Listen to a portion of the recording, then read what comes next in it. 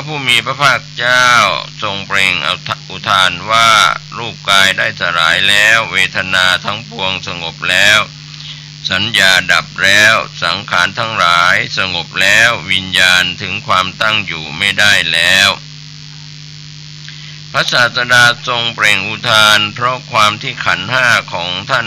พระทัพมัลลบุตรเถระดับสนิทหาปฏิสนธิเกิดอีกไม่มีเหมือนประทีปที่หมดเชื้อโสปากะถือกำเนิดและเติบโตในป่าช้าในกรุงราชคฤห์เมื่อโสปากะอายุได้4 เดือนบิดาก็สิ้นชีวิต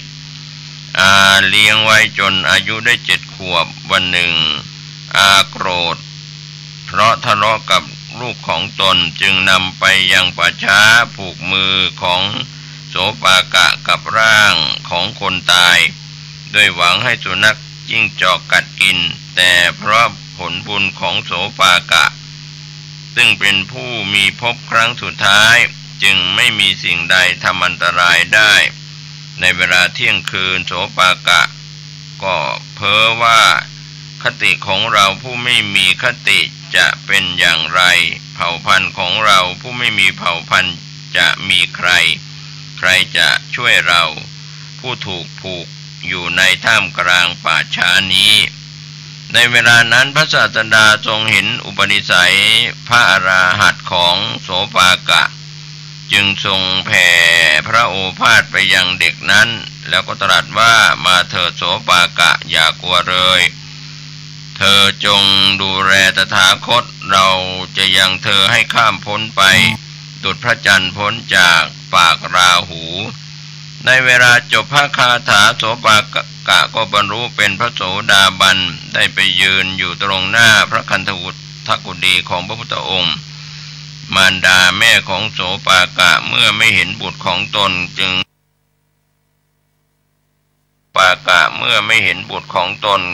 ถามเมื่อถามแล้วไม่ยอมบอกความเป็นไปของบุตรนางจึงไปยังสำนักของพระศาสดาเพื่อทูลถามพระผู้มีพระภาคเจ้าทรงปกปิดโสปากะไว้ด้วยพระพุทธานุภาพเมื่อนางถามถึงบุตรพระพุทธองค์ตรัสว่าบุตรก็ดีบิดา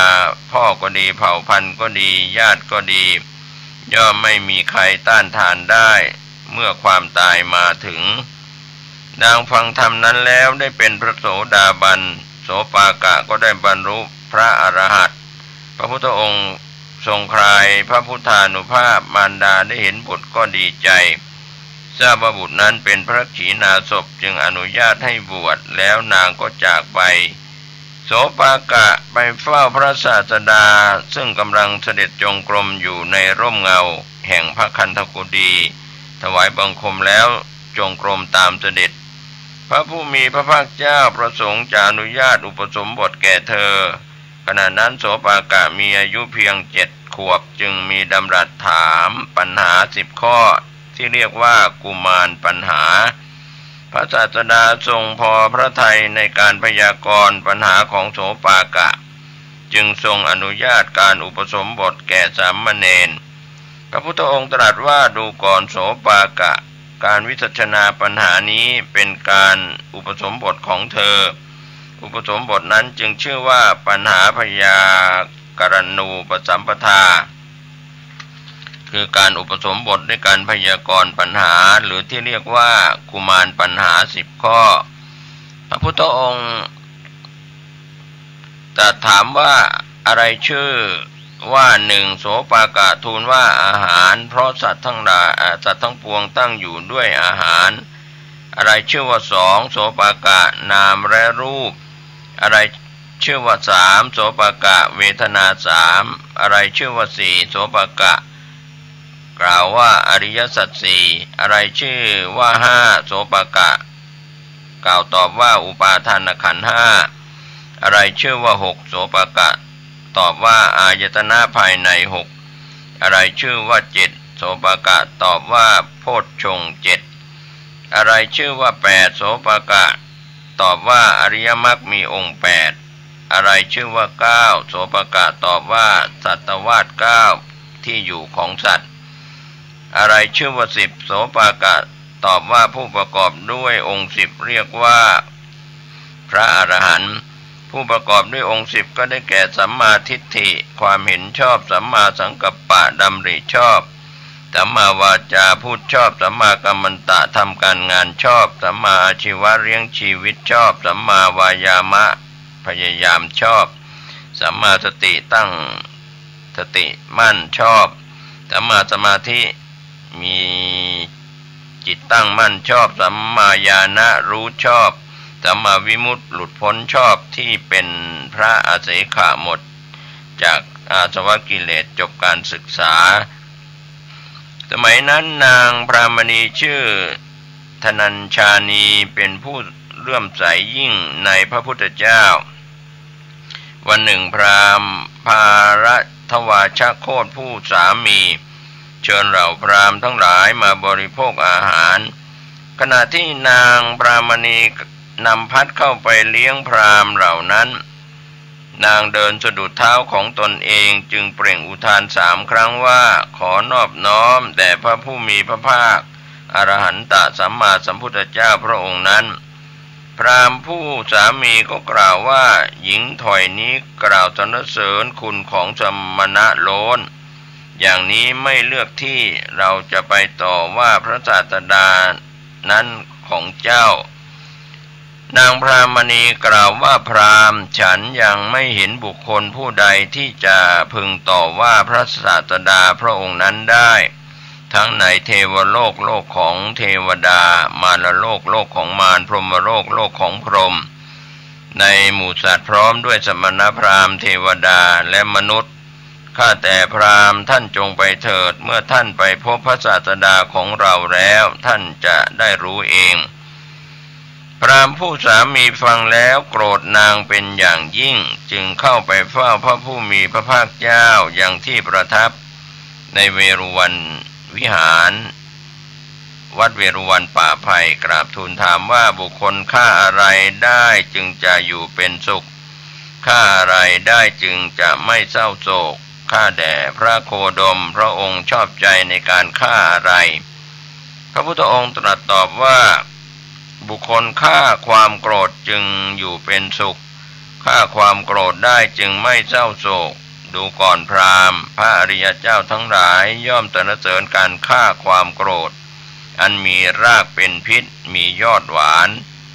เพราะฆ่าความโกรธนั้นได้แล้วย่อมไม่เศร้าโศก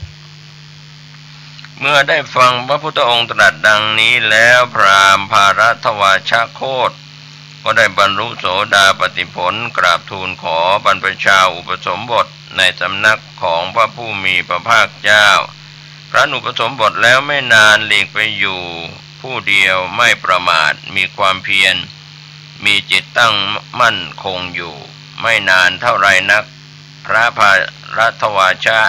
ก็ได้เป็นพระอรหันต์รูปหนึ่งในบรรดาพระอรหันต์ทั้งหลายพระศาสดาเมื่อประทับอยู่ที่เวรุวันมหาวิหารทรงปรารภเรื่องนางเปรตผู้เคยเป็นมารดาของท่านพระสารีบุตรในอดีตชาติที่ได้เสวยทุกข์อันเหมาะสมแก่วจีทุจริตด้วยคำพูดที่เป็นทุจริตของตนปัจจุบันมีความประสงค์จะมายังสำนักของท่านพระสารีบุตรเทวดาผู้สถิตอยู่ที่ประตูวิหารห้ามเข้า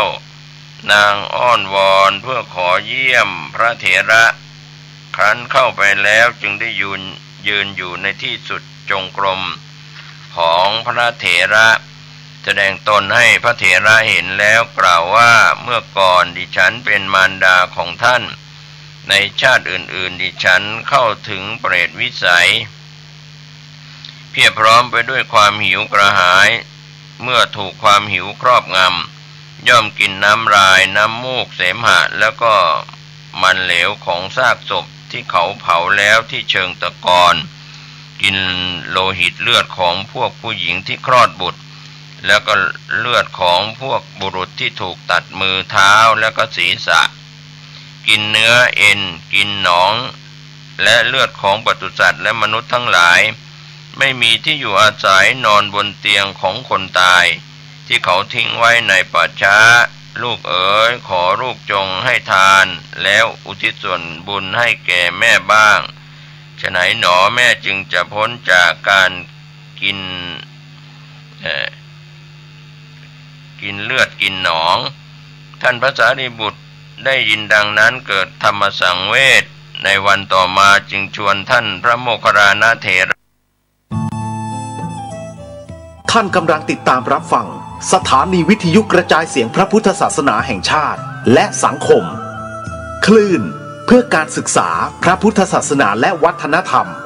ระบบ FM 104.5 เมกะเฮิรตซ์รายการต่อไปเป็นรายการศึกษาธรรมนำสุขดำเนินรายการโดยพันเอกตนัสเดชะ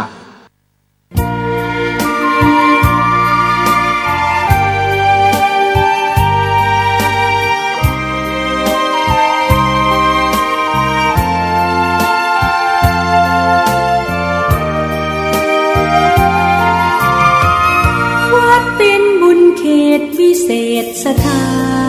นเหมือนทิพย์วิมานของหมู่ประชา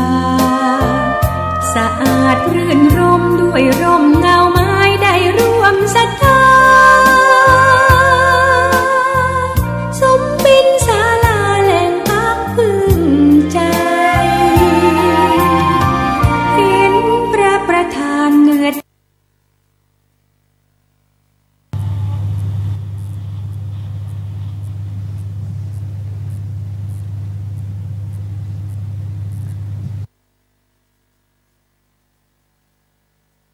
ครับท่านผู้ฟังกำลังรับฟังรายการศึกษาธรรมนำสุขมีเสนอท่านผู้ฟังทุกวันศุกร์และวันเสาร์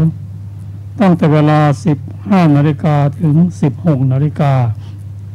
ดำเนินรายการโดยกระผมมันเอกธนัสเดชะมีอาจารย์สนภาเดชะเป็นผู้ร่วมรายการวันนี้เราก็ได้นำพระสูตรที่ว่าวังคีสสูตรซึ่งมีอยู่ในพระไตรปิฎกฉบับมมร.เล่มที่ 25 สังยุตตนิกายหน้าที่ 348ท่านผู้ฟังที่มีพระสูตรฉบับนี้ก็เปิดไปที่หน้า 348จะได้ศึกษาวังคีสสูตรร่วมกันฟังศีรษะสูตรนั้นเริ่มต้นได้อย่างไรก็ขอเชิญอาจารย์ศิลปาสวัสดีค่ะท่านผู้ฟังทุกท่านวังคีสสูตรว่าด้วยพระวังคีสภาสิทธคาถาสมัยหนึ่งท่านพระวังคีสอยู่ที่พระวิหารเชตวันอารามของท่านอนาถบิณฑิกะเศรษฐีกรุงสาวัตถีก็สมัยนั้นแลท่านพระวังคีสเป็นผู้บรรลุพระอรหันต์แล้วไม่นานเสวยวิมุตติสุขแล้วได้ภาสิทธคาถาเหล่านี้ในเวลานั้นว่าในการก่อนเราเป็นผู้มัวเมาด้วยความเป็นกวีได้เที่ยวไปแล้วสู่บ้านจากบ้านสู่เมืองจากเมืองครั้นเราได้เห็นพระสัมมาสัมพุทธเจ้าศรัทธาจึงบังเกิดขึ้นแก่เราพระสัมมาสัมพุทธเจ้านั้นได้ ทรงแสดงธรรมคือขันธ์อายตนะธาตุแก่เราได้ฟังธรรมของพระองค์แล้วก็บรรพชาเป็นผู้หาเรือนไม่ได้พระมุนีได้ตรัสรู้พระโพธิญาณเพื่อประโยชน์แก่ประชุมชนเป็นอันมากแก่ภิกษุและภิกษุณีทั้งหลายผู้ได้ถึงได้เห็นนิยามธรรมการมาของเราในสำนักของพระพุทธเจ้าของเราเป็นการมาดีจริงหนอวิชชา3อันเราได้บรรลุแล้วโดยลำดับพระศาสนาของพระพุทธเจ้าของพระพุทธองค์เราได้ทำแล้วเราย่อมรู้ขันธสันดานอันเราเคยอยู่ในการก่อนทิพจักษุญาณเราทำให้หมดจดแล้วเราเป็นผู้สำเร็จไตรวิชชาบรรลุอิทธิวิธีฉลาดในเจโตปริยญาณดังนี้จบวังคีสสูตรอรรถกถาวังคีสสูตรในวังคีสสูตรที่12มีวินิจฉัยต่อไปนี้บทว่าอายสมะเป็นคำน่ารักบทว่าวังคีโสเป็นชื่อของพระเถระนั้น ได้ยินว่าในครั้งพระพุทธเจ้าพระนามว่าปทุมมุตระในปางก่อนพระเถระนั้นเห็นพระสาวกผู้สมบูรณ์ด้วยปฏิภาณจึงให้ทานทำความปรารถนาบำเพ็ญบารมีถึงแสนกับในการแห่งพระผู้มีพระภาคเจ้าของเราทั้งหลายเขาบังเกิดในครรภ์ของปริภาชิกานางหนึ่งซึ่งล้อมกิ่งว่าไว้พระประสงค์จะโต้วาทะทั่วชมพูทวีปแล้วได้วาทะกับปริภาชกนายหนึ่งเพราะชนะบ้างแพ้บ้างในวาทะจึงอยู่ร่วมเป็นสามีภรรยากับปริภาชกนายนั้นเจริญวัยแล้วเรียนวาทะตั้ง 1,000 คือฝ่ายมารดา500ฝ่ายบิดา500จาริกไปและท่านรู้วิชาอย่างหนึ่งซึ่งร่ายแล้วเอานิ้วมือเคาะศีรษะผู้ตายก็รู้ว่าผู้นี้เกิดในที่โน้นท่านเที่ยวไปในบ้านและนิคมเป็นต้นโดยลำดับถึงกรุงสาวัตถีเพราะมานพ500 คนนั่งที่ศาลาใกล้ประตูพระนครในครั้งนั้นเวลาก่อนอาหารชาวพระนครพากันให้ทานเวลาหลังอาหารนุ่งห่มเรียบร้อยแล้วก็ถือของหอมและดอกไม้หอมไปยังวิหารเพื่อฟังธรรมมานพเห็นเข้าถามว่าพวกท่านไปไหนกันพวกเขาตอบว่าไปฟังธรรมในสำนักของพระทศพลแม้เขาพร้อมด้วยบริวารก็ไปกับชาวพระนครเหล่านั้นกระทำปฏิสันถานแล้วได้ยืนอยู่หน้าที่ควรส่วนข้างหนึ่งลำดับนั้นพระผู้มีพระภาคเจ้าตรัสกับเขาว่าวังคีสะได้ยินว่าเธอรู้ศิลปะดีหรือเขาตอบว่าข้าแต่พระโคดมผู้เจริญข้าพระองค์รู้มากพระองค์ตรัสหมายเอาศิลปะประเภทไหนพระศาสดาตรัสว่าศิลปะที่เกี่ยวกับซากศพเชิญเถิดท่านพระโคดมลำดับนั้นพระผู้มีพระภาคเจ้าทรงแสดงศีรษะของสัตว์ผู้เกิดในนรกด้วยอานุภาพของพระองค์แก่เขาแล้วตรัสถามว่าวังคีสะผู้นี้เกิดในที่ไหนเขาร่ายมนต์แล้วเอานิ้วเคาะดูทูลว่าเกิดในนรกพระศาสดาตรัสว่าดีละวังคีสะเธอตอบดีแล้วพระองค์ทรงแสดงศีรษะของสัตว์ผู้เกิดในเทวโลกแม้ศีรษะนั้นเขาก็พยากรณ์ได้อย่างนั้นเหมือนกันลำดับนั้นพระศาสดาจึงทรงแสดงศีรษะของพระขีณาสพแก่เขาร่ายมนต์แล้วร่ายมนต์อีกก็ดีเอานิ้วเคาะก็ดีก็ไม่รู้ที่สัตว์เกิดลำดับนั้นพระผู้มีพระภาคเจ้าจึงตรัสกับเขาว่าลำบากไหมวังคีสะเขาทูลว่าลำบากท่านพระโคดมท่านโคดม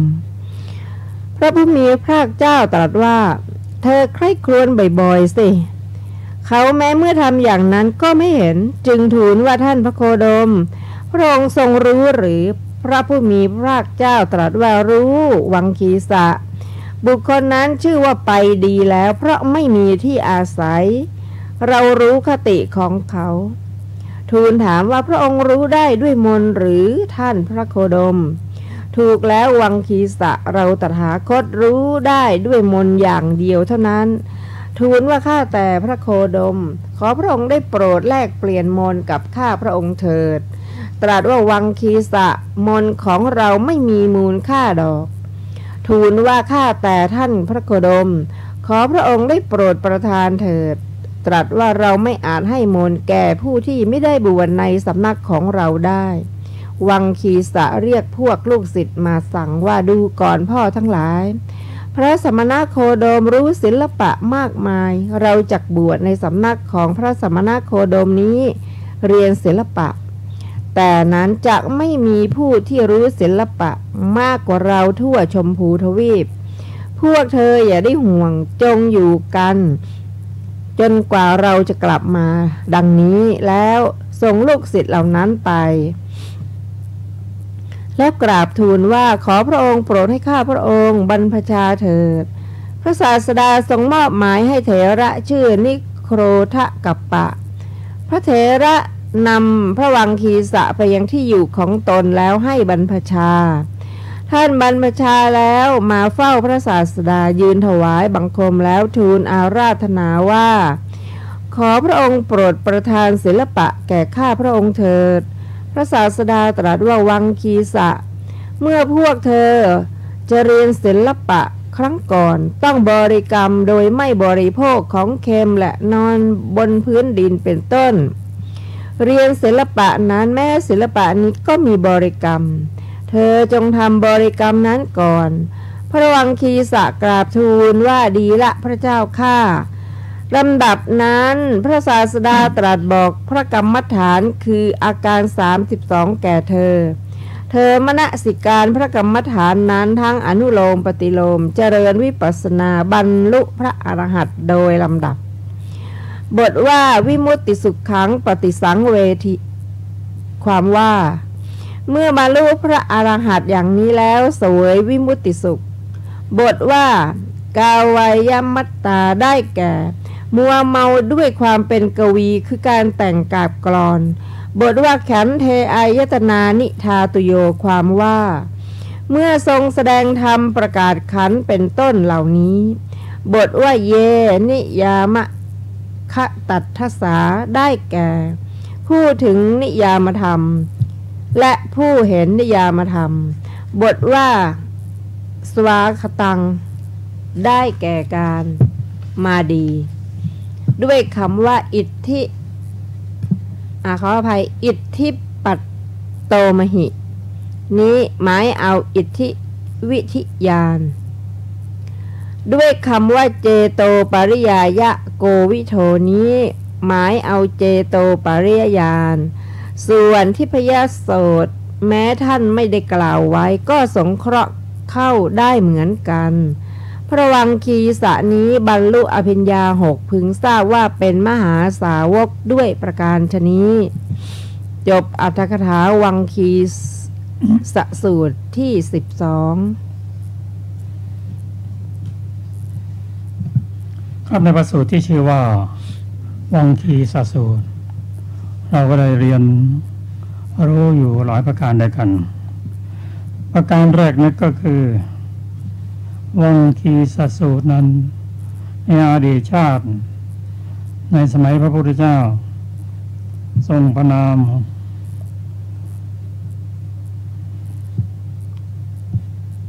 ว่าพระเจ้าปัทมุตระเห็นพระพุทธเจ้าทรงแต่งตั้งภิกษุรูปหนึ่งมาเป็นผู้มีเอกทัคคะในทางปฏิภาณท่านก็มีความประสงค์อย่างนั้นแต่มีความประสงค์นั้นก็ตั้งความปรารถนาไว้เพราะมันนั้นก็ทำบุญให้ทานมีพระพุทธเจ้าเป็นประธานเป็นประมุขอยู่ตลอดมาสมัยพระพุทธเจ้าของเรานั้นก่อนจะถึงสมัยพระพุทธเจ้าของเราก็เขาก็มนุษย์เทวดามนุษย์เทวดามาถึงสมัยพระพุทธเจ้าของเรานั้นเธอได้เป็นลูกของหญิงปริภาชกผู้หนึ่งกับชายปริภาชกทั้งคู่นี้เก่งทั้งคู่ได้ผูกปัญหาถามจนคนอื่นเขากลัวเพราะว่าปัญหาของเธอทั้งสองนั้นเป็นปัญหาที่สุขุมรุ่มลึกก็ปริภาชกสองคนนี้ก็แต่งงานกันก็ได้ลูกอีกคนก็ชื่อวังคีสะนี่แหละเขาเรียนนุนทั้งของบิดา500ของมารดา500เลยครับจนคล่องแคล่วมีความรู้ทั่วไปเดินทางจากเมืองสู่เมืองเพื่อถามปัญหา แล้วก็มีวิชาอีกอย่างหนึ่งก็คือสามารถจะเคาะกะโหลกของคนตายแล้วรู้เลยว่ากะโหลกอันนี้คนที่เป็นเจ้าของกะโหลกนี้ไปเกิดในมนุษย์ในสวรรค์หรือตกนรกรู้หมดเลยพร้อมด้วยบริวารก็เดินทางทำมาหากินอย่างเงี้ยเคาะกะโหลกคนก็หลงไหลเชื่อที่ได้เข้ามาถึงเจตวันวิหาร เห็นคนเขาเดินเป็นแถวไปว่าจะไปไหนกันมาฟังธรรมโอ้จะไปทำไมเนี่ยดูเราเนี่ยสามารถจะเข้ากะโหลกรู้แล้วแต่คนอื่นเขาก็ไม่ฟังเขาก็ไปกันงั้นเราก็ไปมั่งสิก็ไปเฝ้าพระพุทธเจ้าก็ทุกสิ่งทุกอย่างนั้นเป็นไปด้วยเหตุปัจจัยไม่ได้เกิดขึ้นลอยๆเป็นเหตุเป็นผลซึ่งกันได้มีโอกาสพบพระพุทธเจ้า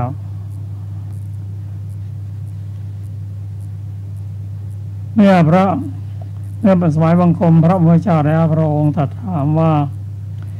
ยังคีสะเธอมีความรู้อะไรเพราะความรู้ของผมแย่ๆเลยพระโคดมอยากจะทราบอะไรก็บอกมาเถิดพระพุทธเจ้าก็ตรัสถามว่าเธอมีความรู้เรื่องกะโหลกศีรษะของคนตายบ้างไหมโอ้รู้นี่ก็โปรดได้ตรัสถามกันแล้วกันพระพุทธเจ้าก็นำกะโหลก 3-4 กะโหลกมาวางต่อหน้ากะโหลกแรกนี่นะวังคีสะเธอรู้มั้ยคนที่เป็นเจ้าของโลกไปเกิดที่ไหนเขาก็ข้อดูกะโหลกก็ตอบได้เลยไปเกิดในนรกพระเจ้าค่ะถูกต้องเราที่สองข้อที่เกิดในสวรรค์ก็ตอบได้หมดมาถึงกะโหลกสุดท้ายแกเคาะอยู่นานตรึกอยู่นานพระองค์ถามว่าเป็นไงมั่งเจ้าของศีรษะได้มาเกิดที่ไหนหาไม่เจอพระเจ้าค่ะก็ได้ลองทบทวนบ่อยๆที่นึกตึกบ่อยๆก็เขาพยายามทำอย่างนั้นเอากราบทูลไม่สำเร็จพระเจ้าค่ะแล้วพระองค์ทรงทราบหรือเปล่าทราบพระองค์ทราบได้อะไรเนาะด้วยมนต์คนที่ตายนี่ไปอยู่ที่ไหนเจ้าค่ะคนที่ตายนี่ไปดีแล้วหาไม่เจอเป็นพระอรหันตบุคคลมาแล้วพระองค์ทรงทราบได้อย่างไรคงได้มนต์สิใช่ได้มนต์ผมขอเรียนมนต์หน่อยได้ไหมในแรกเปลี่ยนกันพระองค์ตรัสว่าจะแลกเปลี่ยนก็ไม่ได้เพราะมนต์นั้นไม่มีค่าถ้าจะเรียนก็ไม่สามารถจะสอนได้ยกเว้นแต่คนที่บวชเข้ามาบวชเท่านั้นองค์ข้าพระองค์ก็จะเข้ามาบวชอยากจะเรียนมนต์องค์ก็ให้พระสงฆ์บวชให้ พอบวชเรียบร้อยแล้วก็ได้เรียนมนต์คือกรรมฐานด้วย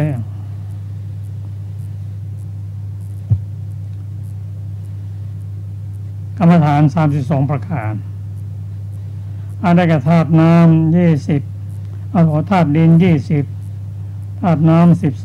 12เป็น32ด้วยกันกรรมฐานที่พระองค์ตรัสให้เรียนนั้นคืออาการ32คือธาตุดิน20ธาตุน้ำ12เธอมนสิการพิจารณากรรมฐานนั้นทั้งอนุโลมปฏิโลมทั้งเรียงจากข้างบนลงมาข้างล่างจากข้างล่างไปข้างบนมาจนเกิด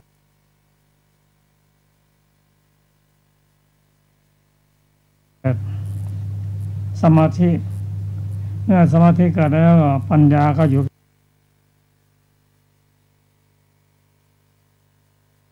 ใกล้ๆเจริญต่อวิปัสสนาได้บรรลุเป็นพระอรหันตบุคคลก็บุคคลเช่นนี้จะเป็นโดยเหตุมีผลก็ไม่ใช่เพราะได้สั่งสมปัญญามาในอดีตแม้ในปัจจุบันก็สั่งสมปัญญาจากบิดามารดาและบุญที่ได้สั่งสมมามีโอกาสได้พบพระพุทธเจ้าได้ฟังธรรมของพระองค์แล้วก็ได้บรรลุเป็นพระอรหันต์ ก็สิ่งเหล่านี้ที่เราน้อมนำมาศึกษาและปฏิบัติได้นั่นก็คือตั้งความปรารถนาจะทำอะไรทำบุญอะไรตั้งความปรารถนาอย่างน้อยที่สุดก็ขอให้พ้นจากทุกข์หรือว่าถ้าจะต้องเกิดมาก็ขอให้เกิดอยู่ในตระกูลที่เป็นสัมมาทิฏฐิต่อมาที่เราได้ศึกษาคือศึกษาอาการ32คนเรานี้ประกอบด้วยธาตุดินธาตุน้ำธาตุไฟธาตุลมประกอบด้วยวิญญาณธาตุก็ครั้งหนึ่งเราจะตรัสบอกท่านปุกุสติว่าท่านปุกุสติคนเรานี่มีธาตุ6เท่านั้นเองคือธาตุดินธาตุน้ำธาตุไฟธาตุลมอากาศธาตุและวิญญาณธาตุก็ศึกษาตนเองนั่นแหละการศึกษาพุทธศาสนาไม่ได้ศึกษานอกตัวศึกษาในตัวนั่นแหละศึกษาอาการ32ศึกษาถึงชีวิตในร่างกายก็ในการเจริญกายคตสติแล้วก็เรื่องจิตเรื่องเจตสิกก็เรื่องธรรมะการที่วังคีสะได้เจริญกรรมฐานและบรรลุเป็นพระอรหันต์รวดเร็วนั้นก็เพราะได้เจริญปัญญามาก่อนก็ปัญญานั้นเป็นปัญญาที่สามารถที่จะ พัฒนาขึ้นได้จากการเข้าศีรษะรู้แค่ว่าคนนี้ไปนรกคนนี้ไปสวรรค์แต่อีกศีรษะนี่ไม่รู้แต่เมื่อเรียนจบแล้วปัญญาเพิ่มขึ้นก็รู้ว่าศีรษะเนี่ยได้เป็นพระอรหันต์บางทีสะนั้นเมื่อได้เป็นพระอรหันต์แล้วเขาก็เห็นว่าทั้งหมดที่ได้ศึกษามาที่ได้ปฏิบัติมาที่ได้ท่องเที่ยวในการถามปัญหาต่างๆนั้นก็มาถึงจุดยอดแล้วคือความเป็นพระอรหันต์อย่างอื่นที่ผ่านมาแล้วก็สุดยอดก็คือพระอรหันต์แต่ละคนท่านไม่กลับไปแล้วก็เรื่องนี้ก็เป็นเรื่องหนึ่งที่เราน้อมนำมาศึกษาและได้ประโยชน์ครับเราจะมาศึกษาพระสูตรอีกสูตรหนึ่งพระสูตรต่อไปวณสังยุตหนึ่งวิเวกสูตรเทวดาเตือนภิกษุข้าพเจ้าได้สดับมาแล้วอย่างนี้สมัยหนึ่งภิกษุรูปหนึ่งพำนักอยู่ในแนวป่าแห่งหนึ่งในแคว้นโกศลสมัยนั้นแลภิกษุรูปนั้นพักผ่อนกลางวันตรึกอกุศลและวิตกลามกอิงอาศัยเรือนครั้งนั้นเทวดาที่สิงอยู่ในป่านั้นมีความเอ็นดูใคร่ประโยชน์แก่ภิกษุนั้นหวังจะให้เธอสลดใจจึงเข้าไปหาแล้วกล่าวกับเธอด้วยคาถาว่าท่านใคร่วิเวกจึงเข้าป่าส่วนใจของท่านแส่ซ่านไปภายนอกท่านเป็นคนจงกำจัดความพอใจในคนเสียแต่นั้นท่านจักเป็นผู้มีความสุขปราศจากความกำหนัดท่านมีสติละความไม่ยินดีเสียได้เราเตือนให้ท่านระลึกถึงธรรมของสัตว์บุรุษทุลีคือกิเลสประดุจบาดาลที่ข้ามได้ยากได้แก่ความกำหนัดในกามอย่าได้ครอบงำท่านเลยนกที่เปื้อนฝุ่นย่อมสลัดทุลีที่แปดเปื้อนให้ตกไปชั้นใดภิกษุผู้มีเพียรมีสติย่อมสลัดทุลีคือกิเลสที่แปดเปื้อนให้ตกไปฉันนั้นดังนี้ลำดับนั้นภิกษุนั้นเป็นผู้อันเทวดานั้นเตือนให้สังเวชถึงซึ่งความสลดใจแล้วแลวณสังยุตตวรรณาอัตถกถาวิเวกสูตรพึงทราบวินิจฉัยในวิเวกสูตรที่หนึ่งแห่งวณสังยุตต่อไปนี้บทว่าโกสเลสุวิหารติความว่าภิกษุรูปใดรูปหนึ่งเรียนกรรมฐานในสำนักของพระศาสดาแล้วไปอยู่ในแคว้นโกศลนั้นเพราะชนบทนั้นหาภิกษาได้ง่าย บทว่าสังเวเชตุกามาได้แก่ใครเพื่อจะให้ภิกษุนั้นถึงวิเวกบทว่าวิเวกาโมคือปรารถนาวิเวก3บทว่านิชชรติพหิทาคือเที่ยวไปในอารมณ์อันเป็นอันมากที่เป็นภายนอกบทว่าชโนชนะสมิงความว่าท่านจงละฉันทราคะในคนอื่นบทว่าปัจฉหาสิแปลว่าจงรักบทว่าภวาสิแปลว่าจงเป็นบทว่าสตังตังสารยามะเสความว่าแม้เราย่อมยังบัณฑิตผู้มีสติให้ระลึกถึงธรรมนั้นหรือว่าเราย่อมยังผู้นั้นให้ระลึกถึงธรรมของสัตว์บุรุษบทว่าปาตาระโชความว่าทุลีคือกิเลสที่เรียกว่าบาดาลเพราะอัดว่าไม่มีที่ตั้ง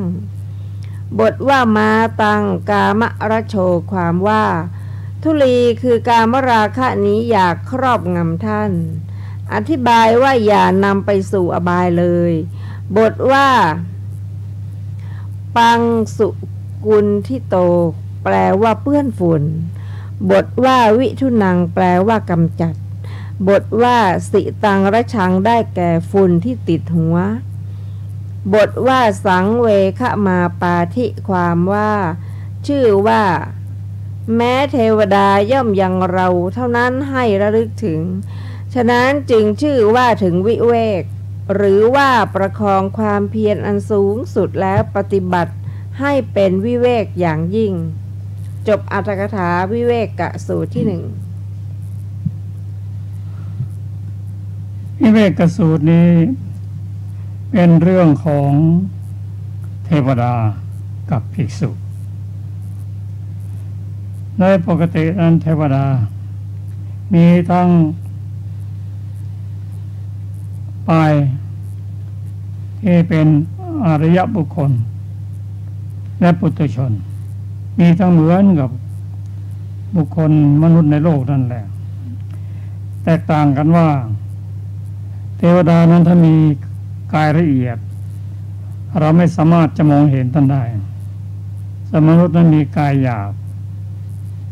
ไม่สามารถจะมองเห็นแต่เมื่อใดก็ตามถ้าเทวดาท่านแสดงกายหยาบมนุษย์ก็เห็นในเรื่องนี้เทวดานั้นได้สังเกตเห็นภิกษุผู้รับกรรมฐานจากพระผู้มีพระเจ้าแล้วก็เข้าสู่ป่า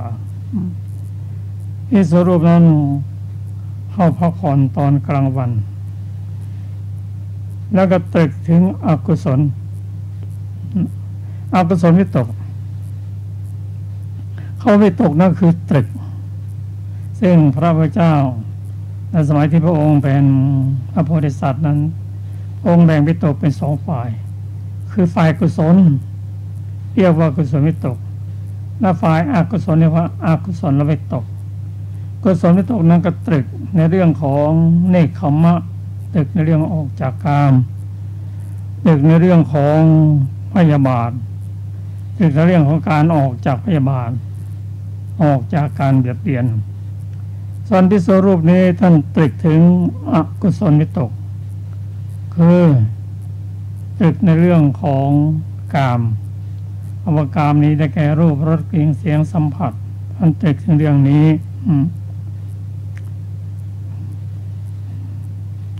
ก็อาศัยกิเลสเก่าๆนั่นนะตรึกอกุศลเรื่องกามมั่งเรื่องพยาบาทบ้างเรื่องเบียดเบียนบ้างก็เทวดานั้นเป็นกัลยาณมิตรคนหนึ่งใครอนุเคราะห์ให้ภิกษุรูปนั้นได้รับประโยชน์ก็ได้มาเตือนในการเข้าไปหาแล้วก็กล่าวกับเธอและก็ถามว่าท่านใครวิเวกจึงเข้าป่าหรือท่านต้องการความสงบศึกษาจึงเข้ามาในป่านี้แต่ใจของท่านสิไม่มีสติแผ่ซ่านออกไปภายนอกถ้าท่านเป็นมนุษย์เว รือเป็นคนนั้นควรจะเลิกควรจะไม่พอใจในความเป็นมนุษย์น่าจะสูงขึ้นไปจากนั้นก็ถ้าทำได้อย่างนี้ก็จะเป็นผู้มีความสุขเป็นผู้ปราศจากความกำหนัดมีสติก็จงละความไม่ยินดีเสียจงละความ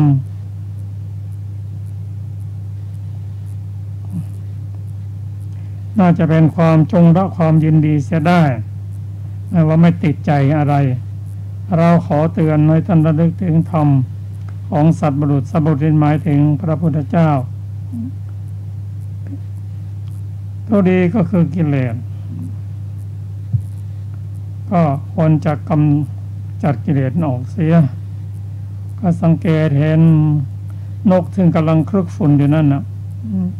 แต่ถ้าเขาจะบินไปก็สลัดฝุ่นทิ้งหมดก็จงดูตัวอย่างนกนั้นเป็นผู้มีความเพียรมีสติสลัดทุลีคือกิเลสจะได้ก็เป็นกัญญาณมิตรที่มาเตือนภิกษุนั้นท่านมีตั้งความปรารถนาจะพ้นจากทุกข์อยู่แล้วออกจากเรือนบวชไม่มีเรียนแต่เผลอสติไปนิดหน่อยกุศลวิตกก็ครอบงำเมื่อมีกัญญาณมิตรมาเตือนอย่างนี้ท่านก็ถึงความสลดใจโอ้เรานั้นดีหน้าที่เทวดามาเตือน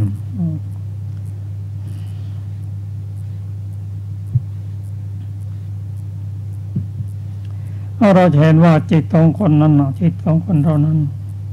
เปลี่ยนไปเปลี่ยนมาอยู่เรื่อยไม่นิ่งโดยเฉพาะเมื่อไม่มีสติแล้วก็จะตรึกไปในเรื่องของกามวิตกจะเป็นส่วนใหญ่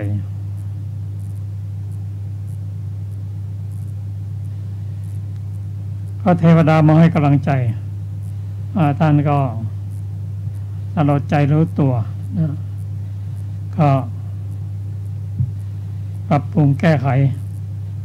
ดำเนินตามพระธรรมกรรมฐานที่ได้รับจากพระผู้มีพระเจ้าครับเราจะมาศึกษาอีกพระสูตรหนึ่งชื่อว่ากัสสะปะโคตสูตร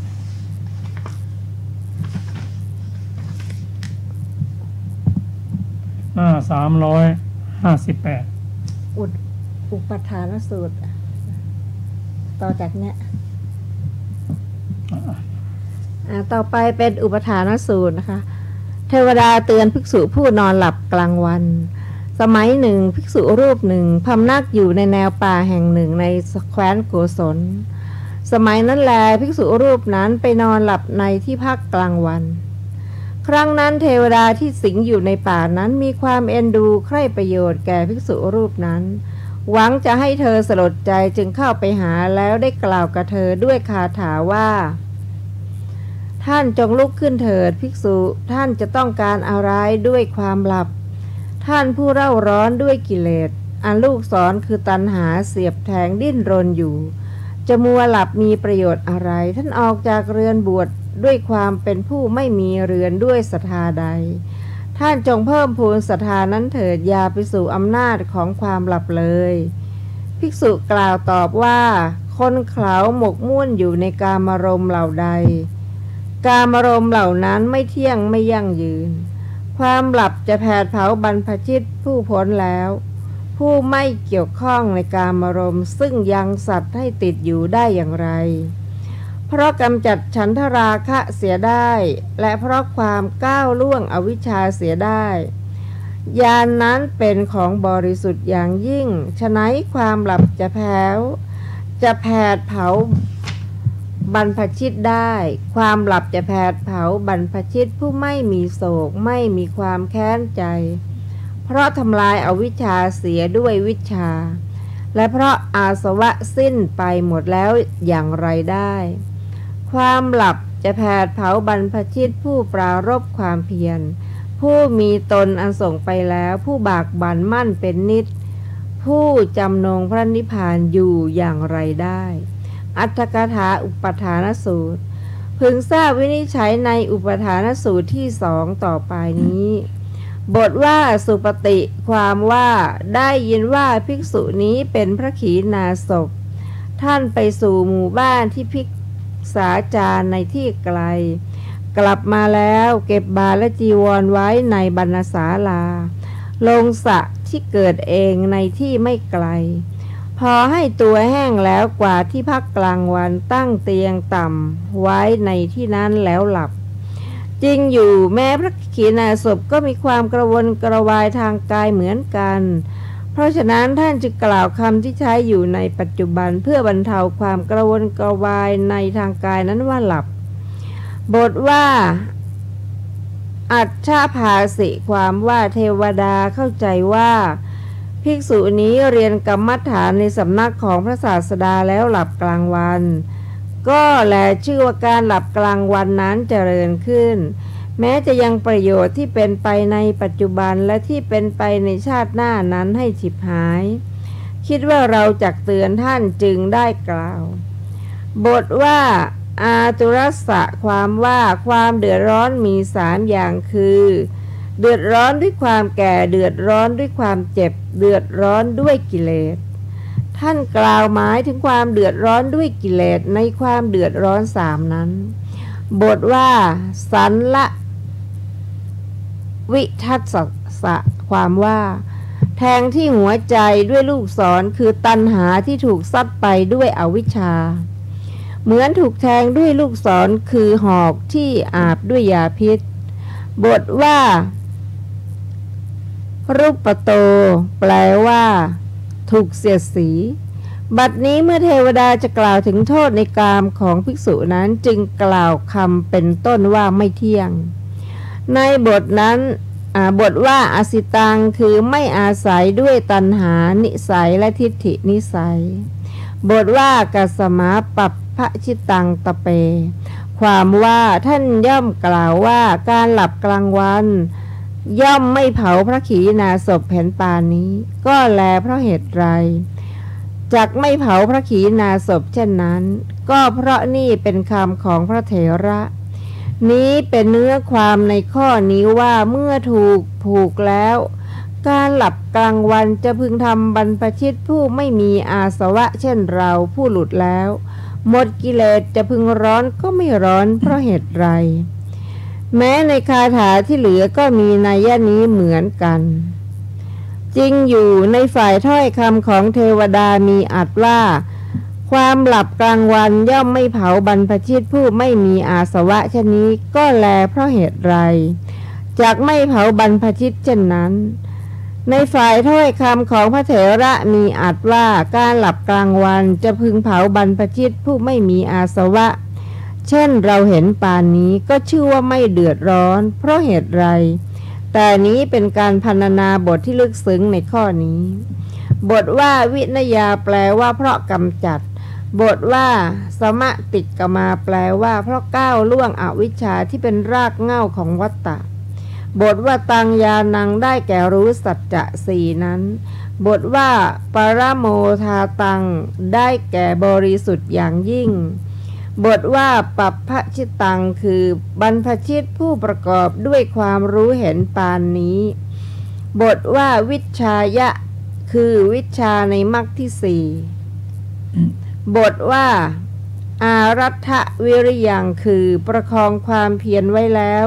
มีความเพียรบริบูรณ์แล้วจบอรรถกถาอุปทานสูตรที่2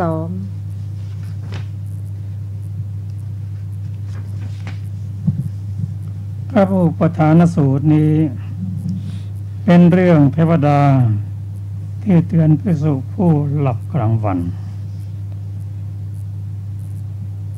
ก็เป็นเรื่องของเทวดากับมนุษย์เทวดาที่เป็นฝ่าย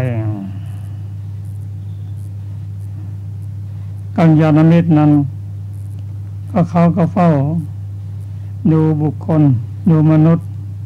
ที่พอจะเตือนได้ก็จะเตือนเพราะใครประโยชน์แต่การเตือนนั้นบางทีเทวดาไม่รู้จักว่าภิกษุรูปนั้นเป็นปุถุชนเป็น เสขะหรืออาเสขะถ้าหากว่าเทวดานั้นเป็น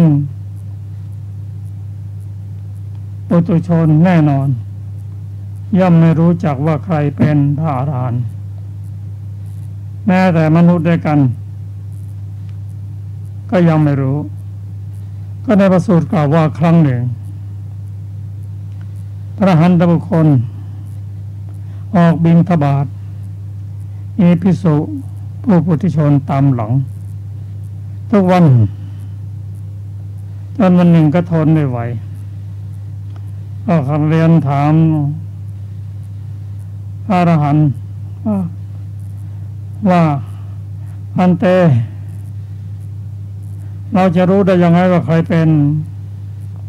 พระอรหันต์ที่เป็นพระอรหันต์ก็ท่านตามหลังพระอรหันต์ทุกวันท่านไม่รู้หรอกภิกษุผู้เป็นอรหันต์บุคคลก็เหลียวหลังกลับมาท่านกล่าวว่าเอายากจริงๆนะ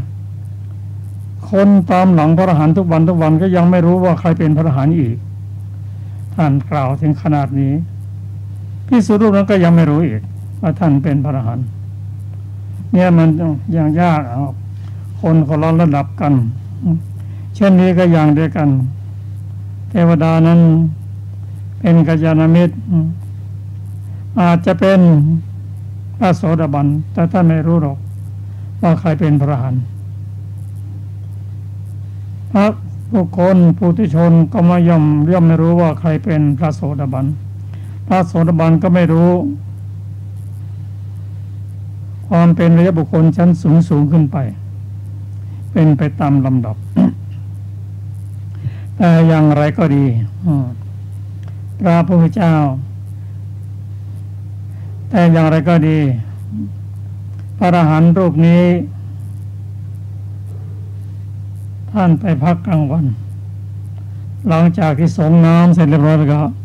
เข้าพักในบรรศาลาท่านก็พักผ่อนการพักผ่อนของท่านนั้นท่านได้กล่าวกับเทวดาว่าท่านไม่มีความเดือดร้อนหรอกเพราะพระอรหันต์บุคคลนั้นโดยปกติก็จะกระสับกระส่ายในทางกายเท่านั้นเองในทางใจไม่กระสับกระส่ายหมายความว่าอาจจะมีร้อนมีหนาวมีเจ็บมีปวดต้องการพักผ่อนแต่จิตของท่าน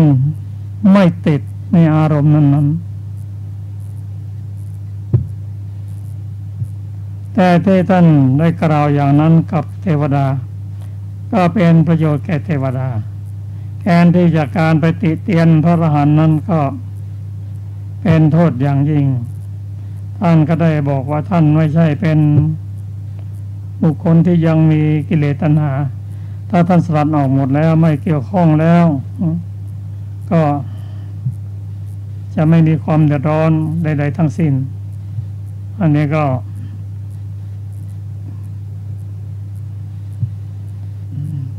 ทำให้เราได้รู้ว่าพระอรหันต์บุคคลพระอรหันตบุคคลนั้นแตกต่างกับปุถุชนอยู่แตกต่างกันเรื่องความเจ็บไข้ได้ป่วยพระอรหันต์บุคคลนั้นท่านป่วยเฉพาะร่างกายแต่จิตของท่านไม่ป่วยคำว่าไม่ป่วยนั้นไม่มีโลภะโทสะโมหะส่วนปุถุชนนั้นป่วยทั้งร่างกายป่วยทั้งจิตด้วยบางทีร่างกายป่วยนิดเดียวเท่านั้นแต่จิตป่วยมากอย่างนี้ก็มีเพราะปุถุชนนั้นย่อมกระสับกระส่ายทางร่างกายและจิตใจเหมือนท่านนกุลปิตุที่เข้าเฝ้าพระผู้เป็นพระเจ้าว่าข้าพระองค์เป็นผู้ล่วงการผ่านวัยมาเป็นผู้ชรามีความเจ็บไข้อยู่เนืองๆพระองค์ได้ตรัสสอนได้ชี้นำธรรมะเพื่อความสุขชั่วกาลนานพระพุทธเจ้าตรัสว่าท่านนกุลปิตุบุตรท่านพึงศึกษาอย่างนี้ว่าเวลาเจ็บไข้ได้ป่วยนั้นขอให้ป่วยทางกายอย่างเดียวอย่าป่วยทางจิตเลยท่านฟังท่านเนี่ยแล้วก็กลับไป คำว่าไม่ป่วยทางจิตนั้นก็ต้องเป็นอริยบุคคลขึ้นไปแล้วพึงศึกษาอย่างนี้แหละครับเรายังมีพระสูตรอีกสูตรหนึ่งที่ศึกษาเข้าใจนะ กัสสปะโคตสูตรว่าด้วยพระกัสสปะโคตรกล่าวสอนพราเนื้อสมัยหนึ่งท่านพระกัสสปะโคตพำนักอยู่ในแนวป่าแห่งหนึ่งในแคว้นโกศลสมัยนั้นแลท่านอยู่ในที่พักกลางวันกล่าวสอนในพราเนื้อคนหนึ่งครั้งนั้นเทวดาผู้สิงอยู่ในป่านั้นมีความเอ็นดูใคร่ประโยชน์แก่ท่านพระกัสสปะโคตหวังจะให้ท่านสลดใจจึงเข้าไปหา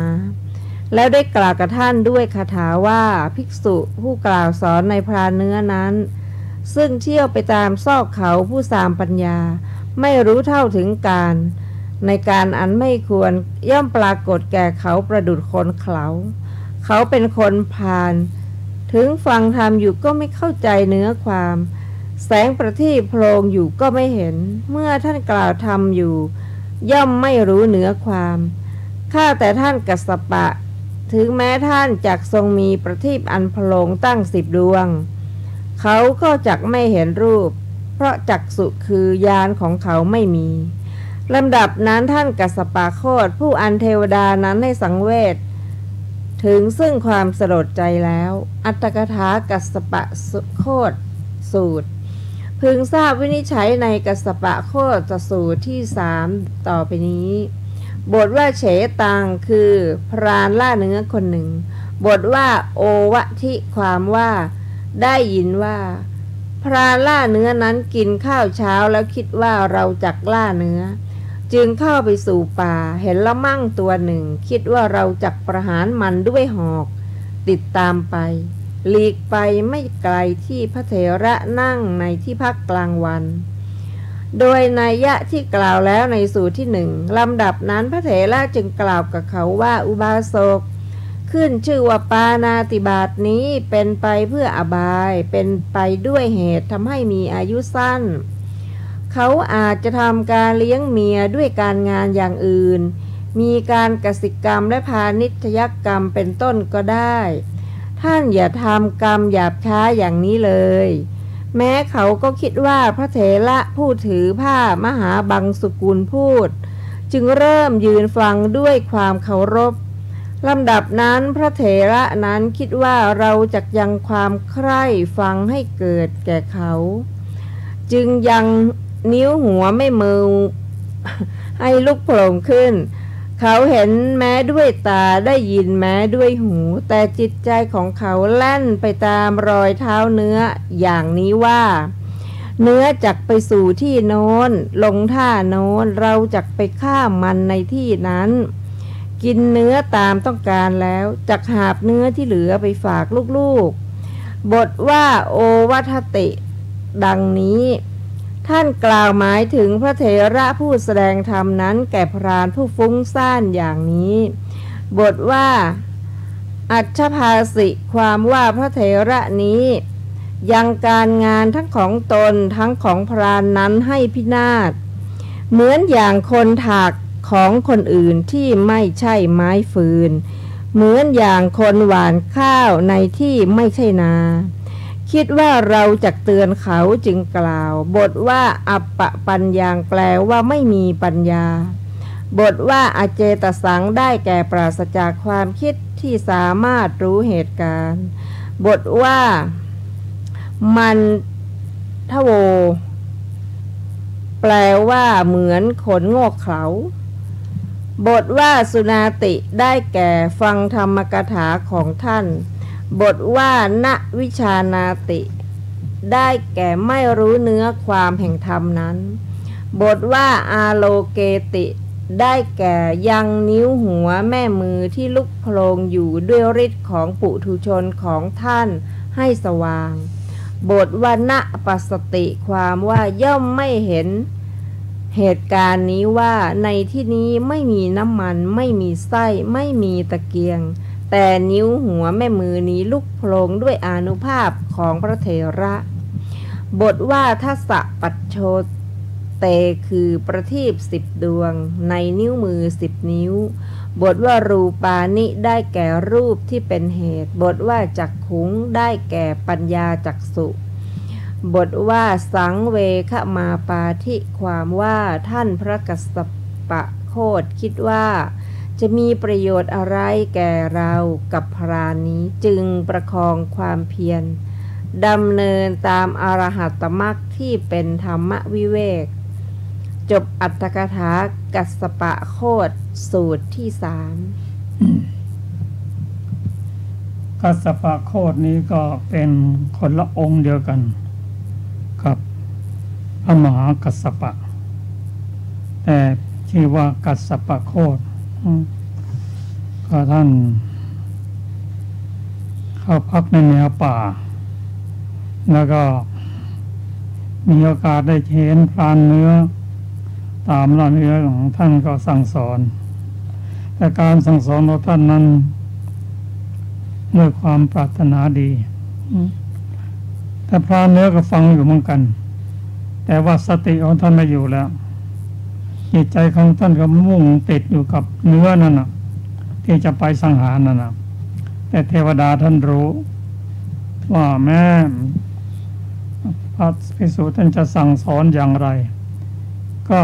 เข้าหูซ้ายออกหูขวาอย่างนั้นไม่เข้าใจเนื้อความ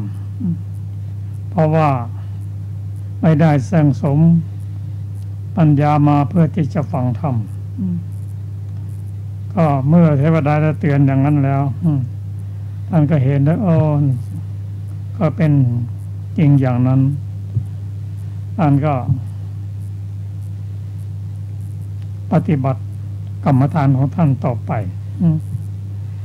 ก็เรื่องของเทวดานั้นกับพระสูตรนี้เกี่ยวข้องกันอยู่ตลอดมีโอกาสไหนท่านจะเตือนก็เตือนก็เทวดานั้นก็อย่างที่เรียนท่านทราบว่าที่เป็นปุถุชนก็มีเป็นเทวดาพรานก็มีเทวดาที่เป็นอริยบุคคลเป็นกัลยาณมิตรก็ดีก็ฝ่ายไหนดีเขาก็จะเลือกอยู่ฝ่ายโน้นธาตุใครธาตุมันถามว่าคนที่เป็นคนพาลมีเทวดาอยู่ด้วยไหมบอกมีคนที่เป็นคนพาลก็เทวดาที่เป็นพาลนั่นแหละมาอยู่ด้วยเหมือนกับคนพาลในมนุษย์ของเรานั่นนะเขาก็คบแต่คนพาลบัณฑิตก็ใครบัณฑิตผู้ที่ปรารถนาความสุขก็เข้าหาความสุขผู้ไฟ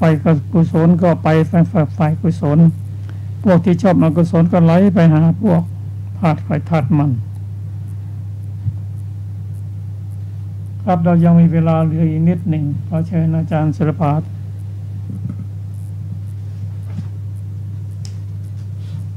พระสูตรต่อไปสัมภะขออภัยสัมภะโหรสูตรว่าด้วยเทวดาคร่ำครวญถึงภิกษุผู้จากไป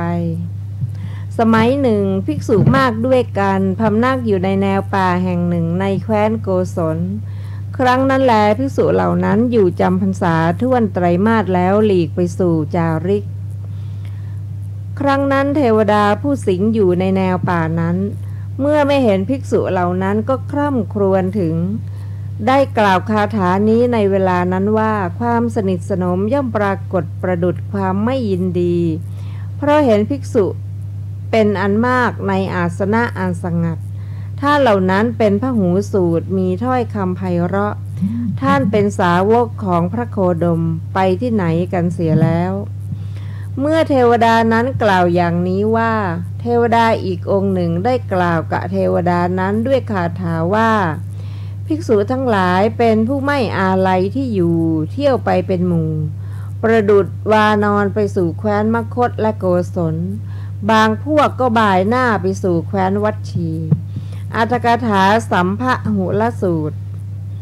พึงทราบวินิจฉัยในสัมภะหุลสูตรที่4ต่อไปนี้บทว่าสัมภะหุลา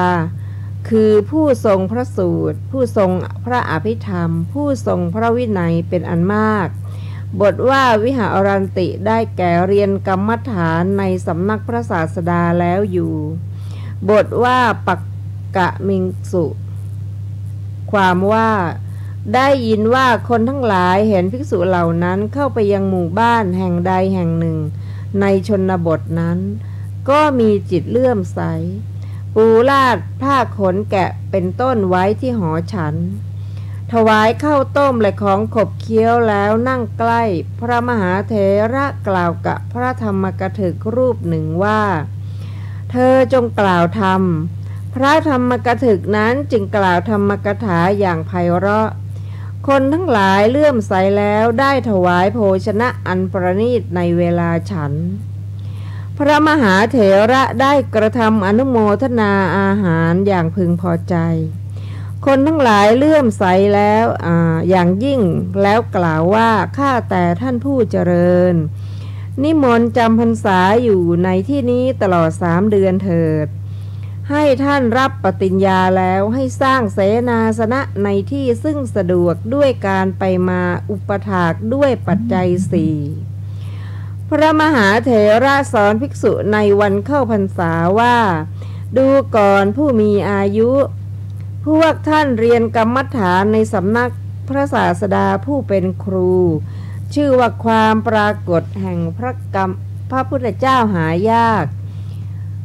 พวกท่านจงฟังธรรมเดือนละ8 วันละความคลุกคลีด้วยหมู่คณะแล้วไม่ประมาทอยู่เถิดดังนี้จำเดิมแต่นั้นมาภิกษุเหล่านั้นย่อมขวนขวายภาคเพียรบางวันก็ทำการฟังธรรมตลอดคืนบางวันก็แก้ปัญหาบางคราวก็ทำความเพียรในวันธรรมสวรรณะภิกษุเหล่านั้นกล่าวธรรมจนอรุณขึ้น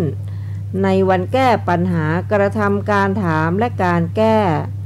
คือภิกษุผู้ฉลาดถามปัญหาผู้เป็นบัณฑิตแก้ในวันทำความเพียรตีระฆังในเวลาพระอาทิตย์ตก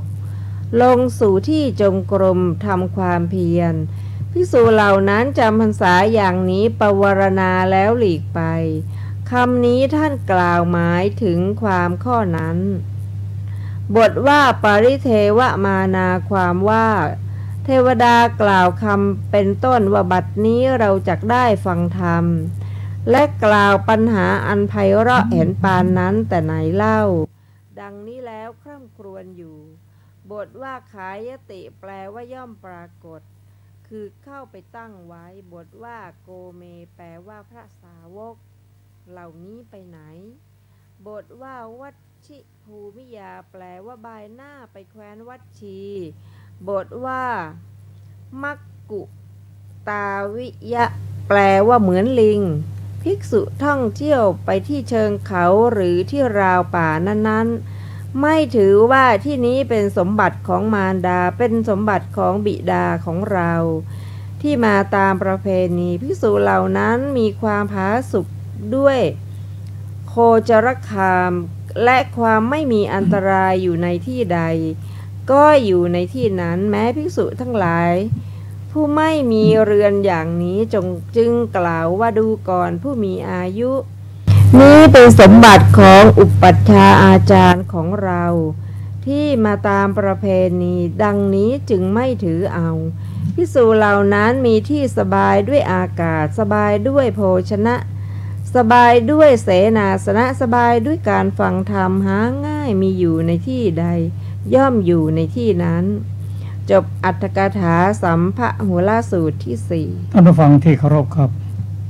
รายการศึกษาธรรมนำสุขก็จบลงด้วยเวลาก็ขอขอบคุณท่านผู้ฟังทุกท่านเราจะศึกษาในรายละเอียดในโอกาส